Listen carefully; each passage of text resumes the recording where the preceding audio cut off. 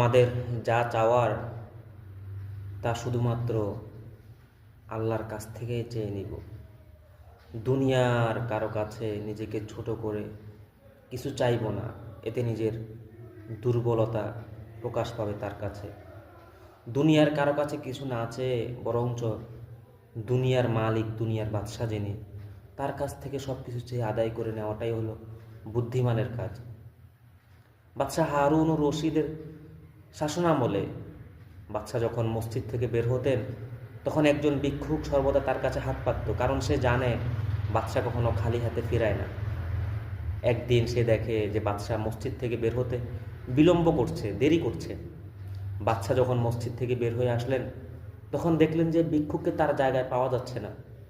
ভিক্ষুককে না পেয়ে তিনি হন্তদন্ত হয়ে ভিক্ষুককে খুঁজতে লাগলেন, কারণ রাজ্যের মধ্যে একজন ভিক্ষুক অসুস্থ অবস্থায় কিংবা কোনো বিপদে থাকবে আর আমি রাজ্য চালাবো, এটা তো হতেই পারে না। ভিক্ষুককে অনেক খোঁজাখুঁজির পরে তার কাছে আনা হলো। ভিক্ষুককে জিজ্ঞাসা করলো, আজকে তুমি কোথায় ছিলে?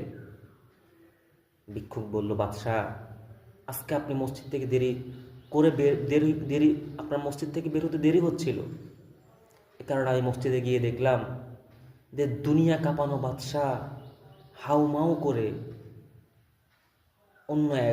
অন্য কারো কাছে ভিক্ষা চাচ্ছে। দুনিয়া কাঁপানো বাদশাহ হারুন রশিদ হাউমাউ করে অন্য এক জনের কাছে যখন হাত তুলে ভিক্ষা চাইতে আমি দেখলাম, তখন আমি ভাবলাম যে বাদশার কাছে আমি ভিক্ষা চাই, তার কাছে ভিক্ষা চাওয়া তো বোকামি, বরং সেই বাদশাহ, সেই দুনিয়া কাঁপানো বাদশাহ যার কাছে চাইছে, আমারও তার কাছে চাইতে হবে। তো পরক্ষণে আমি তার কাছে গিয়ে সিজদা লুটিয়ে পড়লাম, তার কাছে গিয়ে আমি ভিক্ষা চাইলাম, যে মালিকের কাছে আপনি বাদশাহ হারুন রশিদ ভিক্ষা চান। সুতরাং আমাদের প্রত্যেকের সকল দাবি দেওয়া, সকল চাওয়া পাওয়া সেই মহান আল্লাহ থেকেই চেয়ে নেওয়া, সেই মহান আল্লাহ থেকেই আবদার করে নেওয়া, পাশ করিয়ে নেওয়া।